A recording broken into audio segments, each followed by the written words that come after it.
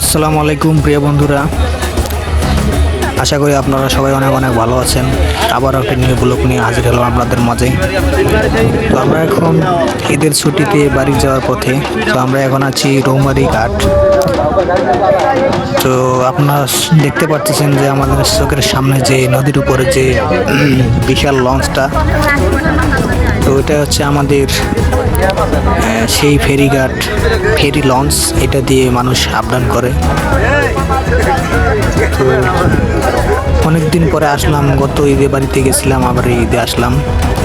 তো দেখেন আমাদের সেই মেহমানগুলা, আমাদের যাত্রীগুলা, এলাকার ভাই ব্রাদার সবগুলো মিলে একখানে আসলাম। এসে আমরা এখন নৌকার অপেক্ষায় আছি। তো আমরা চিন্তা ভাবনা করলাম যে ফেরিতে যাব, কিন্তু ফেরিতে যাইতেছি না, কারণ এখানের অনেকজনের কাছে শুনলাম যে ফেরিতে নাকি অনেক সময় লাগে। তো আমরা এত সময় দিতে পারবো না। আমরা মোটামুটি অনেক ক্লান্ত। তো ক্লান্ত হওয়ার কারণে ফেরিতে এত সময় দেওয়া সম্ভব ছিল না, বিদায় আমরা ফেরিতে যাব না। তাই চিন্তা ভাবনা করলাম আমরা নিজেরাই একটা নৌকা ভাড়া করে ফেলি। তাই অপেক্ষায় আছি, একজনের সাথে কথা বলবো বা কথা বলতেছে, চলতেছে কথা। তো আমাদের দিকে ক্লিয়ার হলেই আমরা নৌকাতে উঠবো।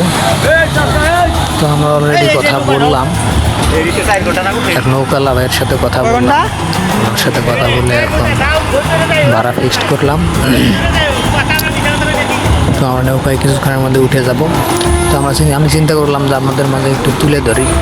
ফেরিটা বিশাল ফেরি, এখানে অনেক গাড়ি, বড় বড় ট্রাক্টর। তো এখন আমরা নৌকাতে উঠতেছি, এটা ভাড়া করলাম আমরা আমাদের জন্য প্রায় 13 জন, 12-13 জন লোক। তো এটা মিলে আমরা নৌকাটা ভাড়া করলাম, নৌকাতে উঠবো। কারণ আমরা ফেরির অপেক্ষায় থাকি হয়তো টিকতে পারবো না, কারণ গত রাত 8টা বাজে বাইরেছি, কয়েকটা খাওয়া দাওয়া করি, এত কম খাওয়া দাওয়া করে সারা রাত জার্নি করছি। দুপুর 12টা। এই অবস্থায় টিকা সম্ভব না, আর ফেরিতে এত সময় দেওয়া সম্ভব না। বিদায় আমরা এখন নিজেরা ভাড়া করলাম নৌকাটা, যাতে দ্রুত পৌঁছাইতে পারি। আপনারা সবাই পুরো ভিডিওটা কন্টিনিউ করবেন। এরপর আরও নেক্সট ভিডিও ইনশাল্লাহ সুন্দর সুন্দর পুরো ভিডিও আসবে। সবাই সাপোর্ট করবেন, লাইক কমেন্ট শেয়ার করবেন। তো ফেরিতে আমরা তো কোনোদিন উঠি নাই, বিদায় উঠতে পারবো না, তাই এটার শখ ছিল। তো আমরা নৌকা ছেড়ে দিলাম।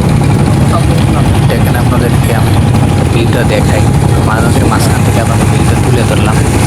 দেখেন কত সুন্দর ভিউ, আর অনেক যাত্রী উঠেছে ফেরিতে, সুন্দর যাত্রী। আর গাড়িগুলো দেখেন, বিশাল বিশাল ট্রাক বা কন্টেনার, যে ট্রাকগুলো উঠায়। আর দেখেন ভিউটা দেখেন কত সুন্দর, অনেক নৌকা। আর এই নৌকায় ওঠার অভিজ্ঞতা কার কার আছে কমেন্টে জানাবেন। আমি তো প্রায় মাঝে মাঝে নৌকায় উঠি, তাই আমাদের অভিজ্ঞতা আছে। আপনারা যারা নৌকাতে ওঠেন জানাবেন। আমরা প্রচণ্ড ঠান্ডা, আকাশ তো অনেক খারাপ।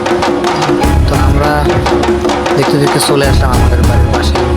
এই আমার হাতের বাম ছিল, এটা হচ্ছে আমাদের এলাকা। একটা বিষয় না বললে নয়, দেখেন এগুলো কি কচুরি পানা, কচুরি পানা কারা কারা চেনেন কমেন্টে জানাবেন যে কচুরি পানা কারা কারা চেনেন। অনেকদিন পরে নদীতে কচুরি পানা দেখলাম, দেখি না, তো ভালো হইলো, দেখার সুযোগ পেলাম।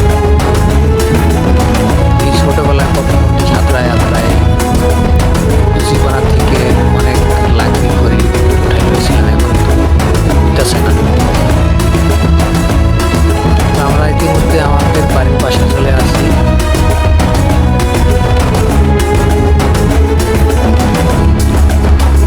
গত ঈদে আসছিলাম, তো নদী অনেক শুকান ছিল, এখন তো নদী ভরে গেছে।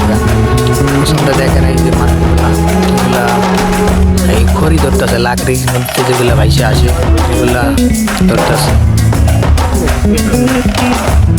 আপনারা কারা এই ধরনের পরিবেশীভাবে নদীতে কেউ লাকড়ি বা খড়ি ধরেছেন কিনা কমেন্টে জানাবেন।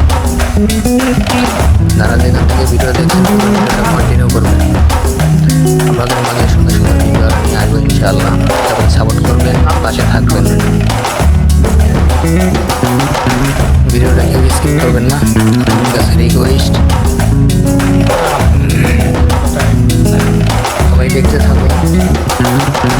তো আশা করি সবাই অনেক অনেক ভালো আছে, ভালো থাকবে।